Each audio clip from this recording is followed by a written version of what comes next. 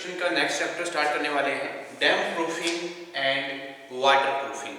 तो डैम्प प्रूफिंग के बारे में जानेंगे, क्या होता है, डैम्पनेस क्या होती है और बिल्डिंग में इसके क्या इल इफेक्ट्स रहते हैं।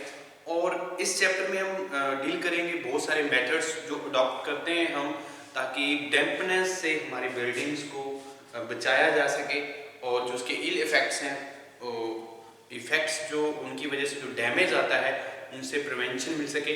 तो हम स्टार्ट करने वाले हैं सबसे पहले डैम्प प्रूफिंग में डैम्पनेस क्या होता है। ठीक है जी, सबसे पहले हमें पता होना चाहिए डैम्पनेस क्या है। डैम्पनेस, ठीक है जी, तो डैम्पनेस के बारे में जानेंगे हम, क्या होता है डैम्पनेस और इसकी क्या इंपॉर्टेंस है और कौन से मेथड्स हैं और कौन से जो पॉइंट्स हैं हमें जब हम डैम्प प्रूफिंग प्रोसेस वगैरह अप्लाई करते हैं, अडॉप्ट करते हैं फॉर द बिल्डिंग्स, और क्या पॉइंट्स हमें उस टाइम ध्यान रखने चाहिए, तो उसके बारे में भी डिस्कस करेंगे। तो सबसे पहले हमें पता होना चाहिए डैम्पनेस के बारे में क्या होता है। एक कॉन्टिन्यूस लेयर जो है डैम्प प्रूफिंग मटेरियल की प्रोवाइड की जाती है to protect the superstructure of the building from the effects of dampness, is called damp proofing course. ठीक है जी, तो डीपीसी क्या है, जब हम एक कॉन्टिन्यूस लेयर प्रोवाइड करते हैं डैम्प प्रूफिंग मटेरियल की, ताकि जो हमारे सुपर स्ट्रक्चर है उसको डैम्पनेस से बचाया जा सके, तो उसको उस मटेरियल की लेयर को हम क्या बोलेंगे, डैम्प प्रूफिंग कोर्स, यानी कि डीपीसी। ठीक है जी, तो बात करते हैं हम डैम्पनेस की। It is placed in the wall, floor and roof in order to avoid penetration to moisture content inside the building. The presence of moisture particles in the form of hygroscopic moisture. The presence of it is placed in walls. It is placed in walls, जो हमारी buildings की walls होंगी, जहाँ floor होगा, जहाँ roof होगा, उसमें place करते हैं dampness. It is placed in walls, floors और roofs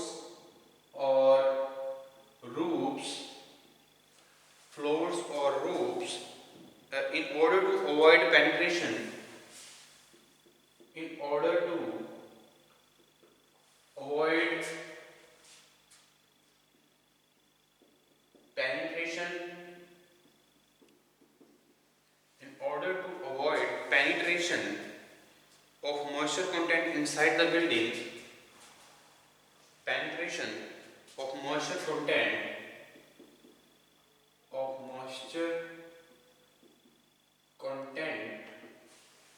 inside the building,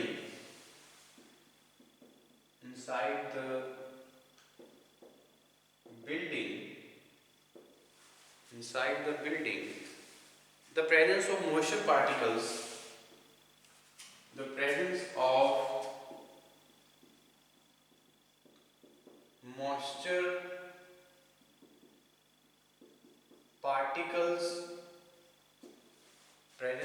moisture particles in the form of hygroscopic moisture, in the form of hygroscopic moisture is called dampness.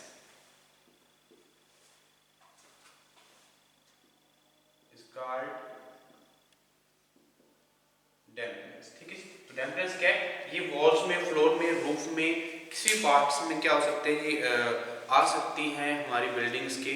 तो इसको जो हमारी जो प्रेजेंस होती है मॉइस्चर पार्टिकल्स की in the form of hygroscopic moisture in the different parts of the building, that is known as dampness. ठीक है जी, तो डैम्पनेस को बचाने के लिए डैम्पनेस से, तो उसको हम क्या बोलेंगे, एक जो लेयर प्रोवाइड करते हैं उसको हम क्या बोलेंगे, डीपीसी। तो डीपीसी क्या है, कॉन्टिन्यूस लेयर जो है हम प्रोवाइड करते हैं, ताकि जो डैम्पनेस से हमारी बिल्डिंग्स के पार्ट्स को, वॉल्स को, रूफ्स को और फ्लोर्स को बचाया जा सके और इसके इल इफेक्ट से बचा जा सके, तो हम डीपीसी प्रोवाइड करते हैं। एक मटेरियल वाटर प्रूफिंग जो मटेरियल है हम प्रोवाइड करते हैं, एक लेयर प्रोवाइड करते हैं, ठीक है, जिसको हम क्या बोलेंगे, डीपीसी। एक continuous layer of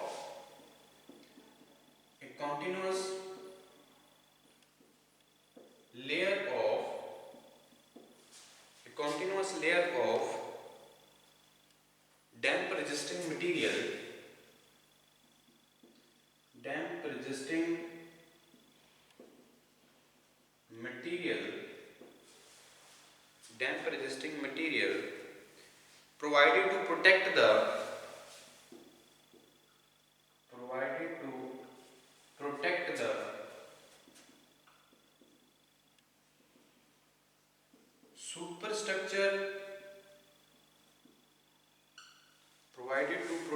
superstructure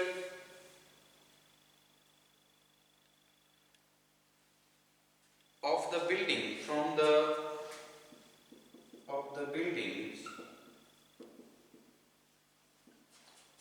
the dampness, effects of the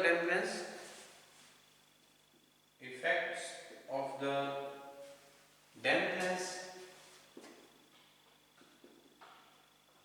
is called damp proofing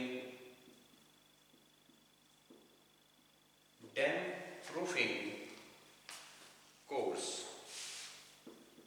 the damp proof course या डीपीसी जिसको हम शॉर्ट फॉर्म में बोल देते हैं, ठीक है जी। तो एक कॉन्टिन्यूअस लेयर जब हम डैम्प रेजिस्टिंग मटेरियल की प्रोवाइड करते हैं ताकि हमारा जो सुपर स्ट्रक्चर है बिल्डिंग का उसको जो इफेक्ट्स हैं, इल इफेक्ट्स हैं डैम्पनेस के, उससे बचाया जा सके, तो उस लेयर को, एक रेजिस्टेड मटेरियल की लेयर को हम क्या बोलते हैं, डीपीसी या डैम्प प्रूफ कोर्स, ठीक है जी।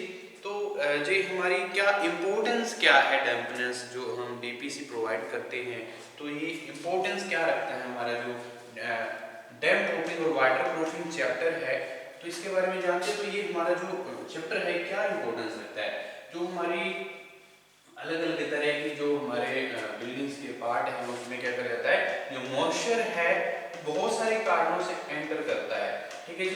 तो एंटर करने की वजह से हमें डीपीसी प्रोवाइड करनी पड़ेगी ताकि हमारे जो पार्ट्स बिल्डिंग के हैं उनको डैम्पनेस से, उनके इल इफेक्ट से बचाया जा सके, ठीक है जी। तो इंपॉर्टेंस के बारे में अगर हम बात करें तो when the construction of the building is started, the main objective is that it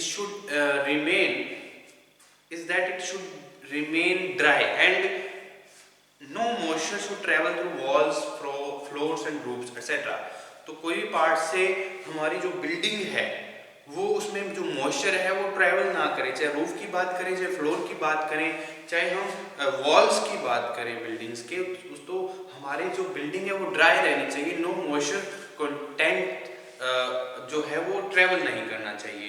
तो इसलिए जो ये चैप्टर है वो बहुत सारे मेथड्स के बारे में हमें बताता है जो हम अडॉप्ट करेंगे, और बहुत सारे पॉइंट्स हैं जब हम डीपीसी प्रोवाइड कर रहे होते हैं तो उस टाइम हमें ध्यान में रखने होते हैं, तो इसके बारे में जानते हैं। तो सब हमने डैम्पनेस के बारे में जाना और डीपीसी क्या होता है इसके बारे में जाना। तो रिक्वायरमेंट अगर हम बात करें इसके जो डीपीसी है उसके इल इफेक्ट क्या है, सॉरी जो हमारे डैम्पनेस है उसके इल इफेक्ट क्या है, ठीक है जी। तो डीपीसी हम प्रोवाइड करते हैं ताकि हम हमारे जो मॉइस्चर कंटेंट है हमारी बिल्डिंग्स के डिफरेंट पार्ट्स में वो ट्रेवल ना कर पाए।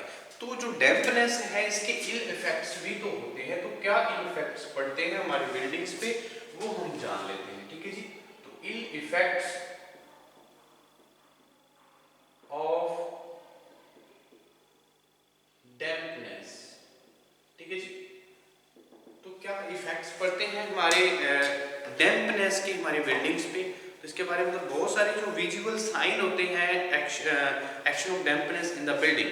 तो बहुत सारे विजुअल साइन आते हैं जब जो डैम्पनेस की हमारी बिल्डिंग्स में क्रिएट होता है या एक्शन लेता है जब डैम्पनेस, तो बहुत सारी विजिबिलिटी हमें आती है, ठीक है जी। तो अगर हमारे सॉफ्टनिंग एंड क्रम्बलिंग और प्लास्टर, जो प्लास्टर है वो सॉफ्ट हो जाता है और क्रम्बलिंग शुरू हो जाती है प्लास्टर की, तो डैम्पनेस इसका मतलब क्या है, जो हमारी वॉल्स है, जहाँ रूफ में ऐसी बातें आ रही हैं, जहाँ फ्लोर में ऐसी बातें आ रही है, तो वहां पे डैम्पनेस की प्रॉब्लम है।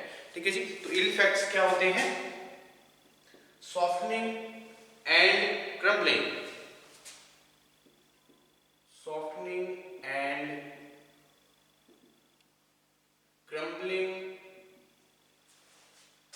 crumbling of plaster। ठीक है जी। तो प्लास्टर की क्या है? सॉफ्टनिंग और क्रम्बलिंग होती है। जो प्लास्टर है क्रम्बल होना शुरू हो जाता है जब डैम्पनेस की इफेक्ट्स आते हैं हमारे बिल्डिंग्स में। Damage floor tiles, damage floor tiles, floor tiles damage होनी शुरू हो जाती हैं as they lose adhesion with the floor bases, as they lose adhesion from the floor base, from the floor base। ठीक है जी। फ्लोर बेस से adhesion भी क्या हो जाता है इसमें खत्म होता है। ठीक है जी। और जो इफेक्ट्स हैं डैम्पनेस के हमारी बिल्डिंग्स में, जैसे डिसफिगर्ड जो हमारी पेंटेड सरफेस है वो होनी शुरू हो जाती है। Disfigured painted surface due to the blistering and bleaching of the paints. disfigured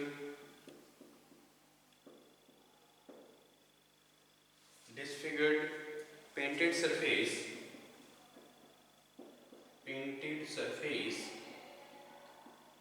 due to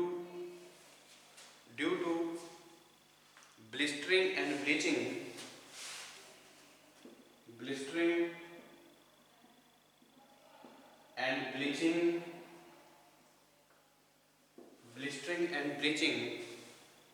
of the paints ठीक है जी। तो जो हमारे फ्लोर ब्लीचिंग और ब्लीचिंग की वजह से क्या होगा, जो हमारी पेंटेड सरफेस है डिसफिगर हो जाता है। जो अगर डैम्पनेस के इफेक्ट्स ये आते हैं जो हमारे बिल्डिंग्स हैं, ये प्रॉब्लम्स बहुत कॉमन रहती हैं। Deterioration of the electrical installations, deterioration of the electrical installations। तो इलेक्ट्रिकल इंस्टॉलेशंस की डिटीरियोरेशंस की वजह से भी क्या होता है, हमारे ये प्रॉब्लम्स भी आती हैं जब डैम्पनेस क्या होता है इसमें पास कर जाता है हमारे बिल्डिंग्स के डिफरेंट पार्ट्स में। तो ये बहुत बड़ी प्रॉब्लम्स हैं जो आती हैं डैम्पनेस की वजह से। ठीक है जी। Occurrence of efflorescence,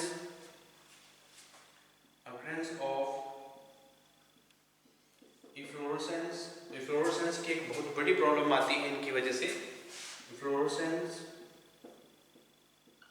occurrence of efflorescence and जो स्ट्रेंथ ऑफ मशीनरी है वो भी रिड्यूस होती है and reducing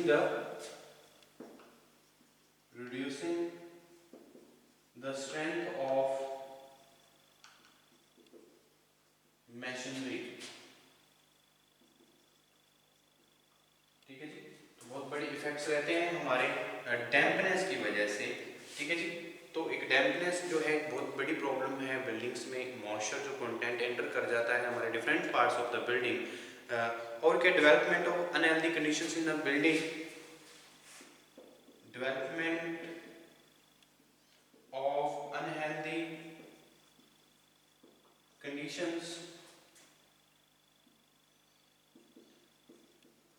conditions in the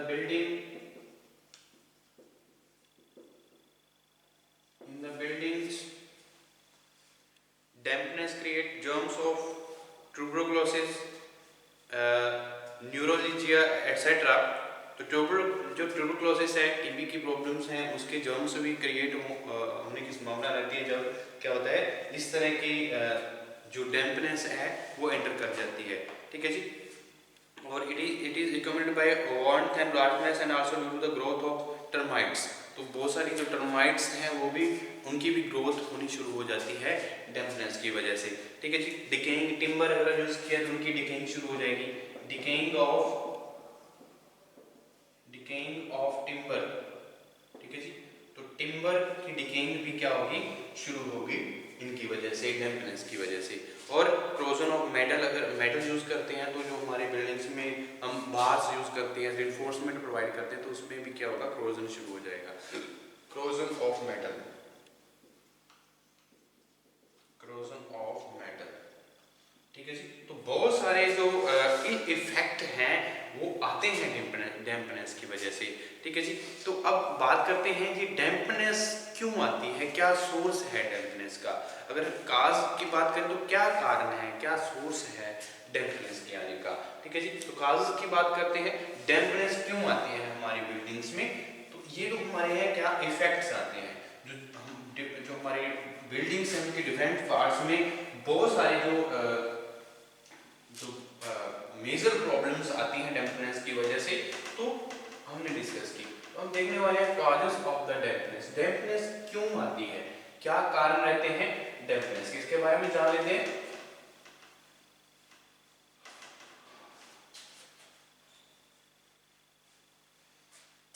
cause of dampness, ठीक है जी। तो बहुत सारे कारण हैं बिल्डिंग्स में जब डैम्पनेस आती है, कॉजेस ऑफ डैम्पनेस।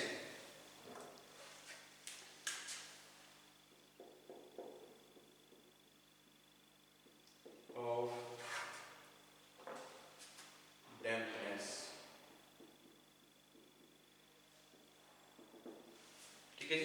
तो डैम्पनेस इन अ बिल्डिंग में occur due to any one of the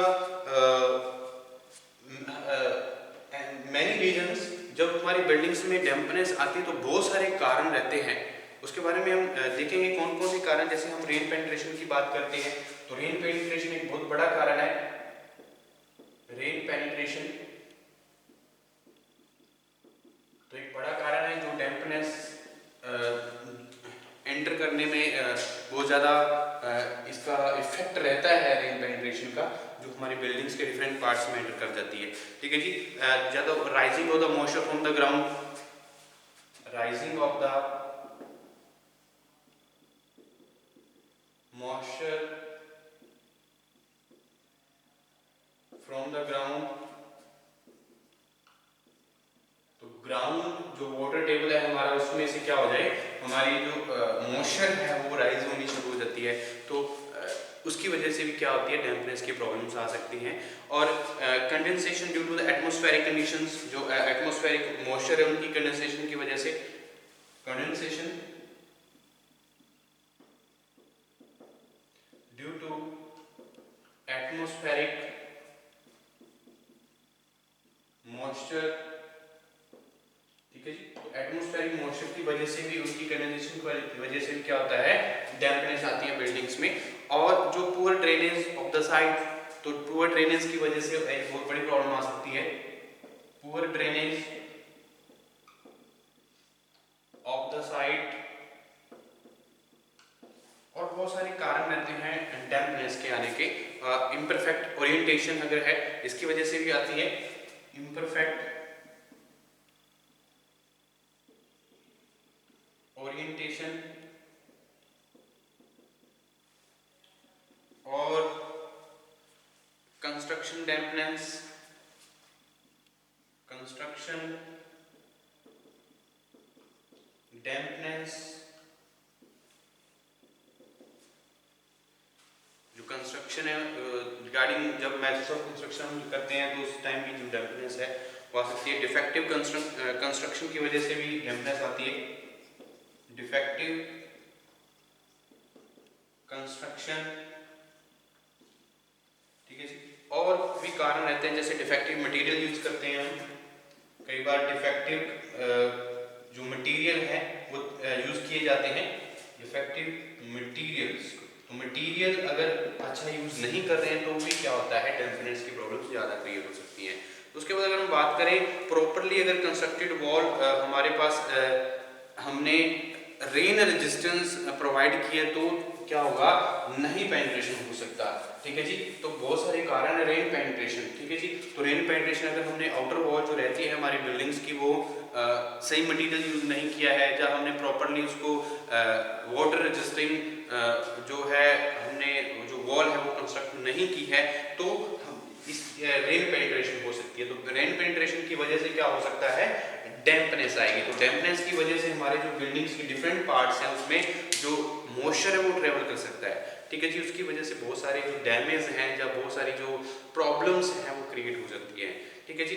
तो बहुत सारी हमारी अगर बात करें पुअर मोर्टार जॉइंट या रूफ क्रैक्स जो हैं, अगर रूफ क्रैक्स आ जाते हैं या पुअर हम मोर्टार यूज करते हैं तो वो भी अलाउ कर सकता है रेन पेनिट्रेशन को, ठीक है जी। उसकी वजह से भी डैम्पनेस क्या कर सकती है, पास कर सकती है, ठीक है जी।